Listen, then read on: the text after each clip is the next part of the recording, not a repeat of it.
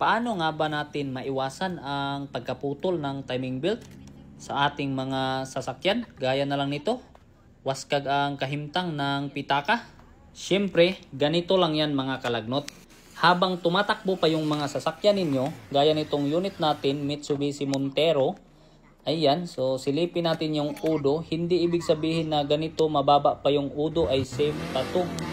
So dahil sa lumang modelo na yung unit natin, nasa mga 2012 pa lang ata to, kaya ilang taon na rin tong tumatakbo. So lagpas 10 years na. Kaya mga kalagnot, kung hindi mo alam na hindi naman immortal yung sasakyan mo, dapat ka na rin magpapalit ng timing belt. Kasi yung pagpalit ng timing belt, dapat 5 years lang ay magpalit ka na, or 80 to 150,000 yung udo ng sasakyan.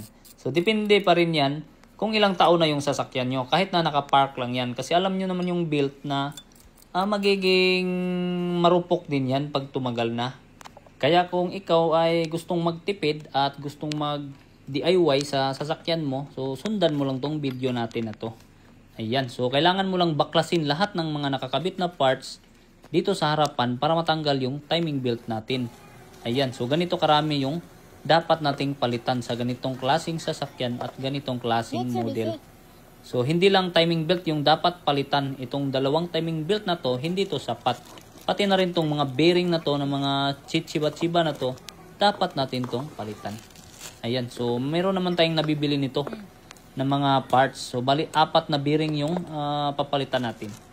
Ayan, so kung wala naman kayong mapaghanapan saan bumili, pwede kayo bumili sa online at sa Lazada. Meron naman dyan, nasa mga 16 to 18,000 yung isang set gaya nito.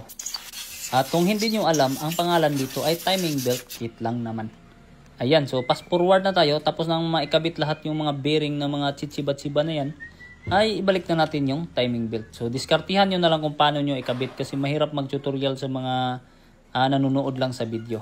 Dapat lang itama yung lahat ng mga timing marks dyan para umandar pa ulit yung sasakyan natin. Fast forward ulit tayo at kailangan nating isauli lahat ng tinanggal natin. Huwag maglaktaw ng kahit isang bolt para hindi kayo magsisi sa DIY na ginawa ninyo. Siyempre, yung gumawa pala ng unit na to ay yung kapatid ko na si Jewel. Kaya ayan, nag-final checking na lang ako. Tiningnan ko kung may mali ba or tama ba lahat. Pagkatapos ay let's go start na matchkey. So, kita nyo, di ba? Napaka-basic lang nung ginawa natin at maiiwasan na natin ang pagkaabirya natin sa kalsada. Napaka-basic lang talaga mga kalagnot. At pagkatapos, huwag kalimutang isara yung hood. Para pag test drive natin ng dahan-dahan ay hindi matuwad-tuwad yung kahintang ng hood natin. Dito naman ay umabante na ako na nakauna na naman yung likuran. So tara, samahan nyo ako mag-test drive tayo.